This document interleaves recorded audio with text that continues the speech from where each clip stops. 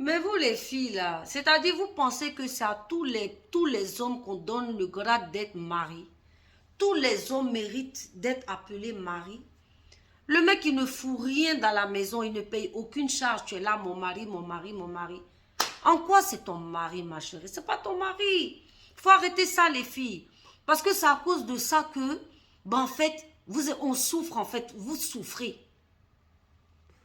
Faut arrêter ça.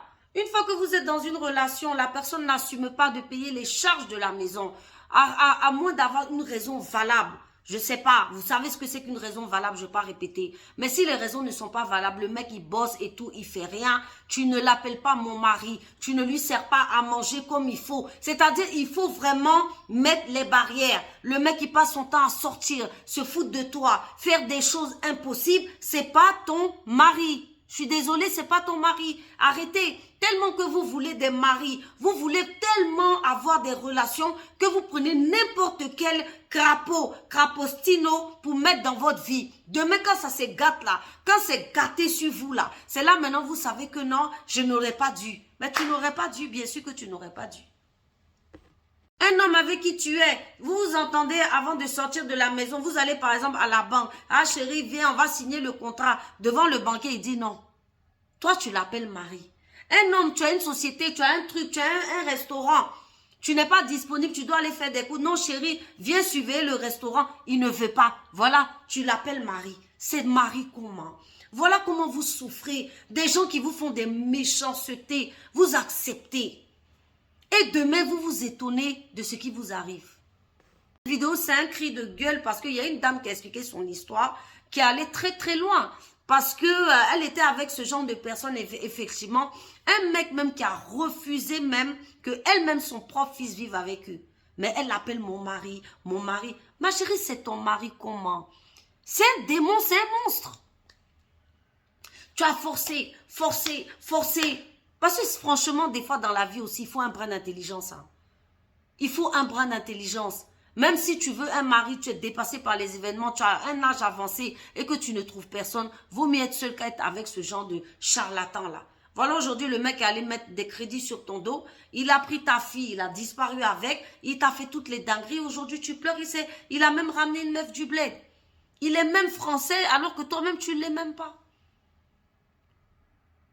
Non, mais à un moment donné, il faut arrêter.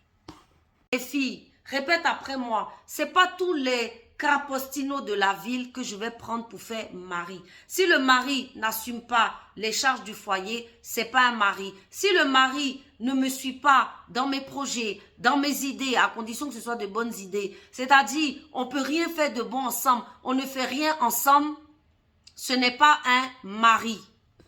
Combien de femmes vous êtes malheureuses?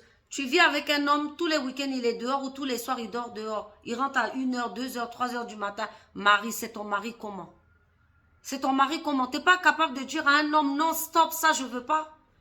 Voilà, après il y en a, c'est des menteurs. Il va t'inventer des trucs, je dis pas. Mais ceux qui te regardent droit dans les yeux, et puis il te dit je fais ce que je veux là. Mais c'est pas ton mari.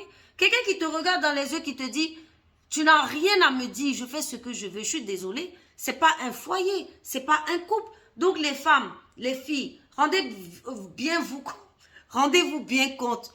Quand vous êtes dans une union et qu'il n'y a pas de respect, et qu'il y a des dingueries comme ça, et que la personne vous fait des choses vraiment hors du commun, hors de l'ordinaire, vous apprenez que voilà, il vous a pris un crédit derrière votre dos. C'est-à-dire, il allait signer, mais il a mis quand même votre nom, alors que vous n'étiez pas au courant. Ce sont des choses graves. Mari ou pas, sur les papiers, dans les faits, c'est pas ton mari. Il faut discuter, prendre les mesures qu'il faut et voilà, souvent gagner temps parce que sinon, souvent vous allez à vos pertes, vous allez vraiment creuser vos propres, voilà, tombes, hein, on va dire. Parce que franchement, les manipulateurs, voleurs, niqueurs, baiseurs et tout, il y en a de plus en plus et de plus en plus salauds. Donc si vous ne voulez pas ouvrir vos gros yeux qui sont devant vous et qui sont beaux d'ailleurs, vos beaux yeux, mes chéris, franchement, moi je vous dis, vous allez vraiment à vos pertes. Donc voilà quoi, c'est un conseil que je vous donne aujourd'hui. Tous les maris ne peuvent pas être appelés mari. Pour être un mari, il faut être digne. Mari, c'est celui qui paye, c'est celui qui prend ses responsabilités. Dans une maison, il fait sa part, c'est-à-dire il te respecte. Vous vivez vraiment dans une communion. Quand tu n'es pas là, il fait les courses. Quand tu vois là, c'est-à-dire si tu es fatigué, il peut faire à manger, il t'accompagne. Vous êtes à deux, vous êtes en osmose. C'est ça un mariage. C'est pas les mariages décrépits, les conneries, les manipulations. On vous prend, on vous exploite pendant 5 à 10 ans. Après, on vous fout un coup de pied au cul. Ciao Bella, je veux plus te voir. Ciao ma sista, toi et moi c'est fini. Non. Avant que le gars va te dire ma sista là, toi-même tu l'as déjà chassé.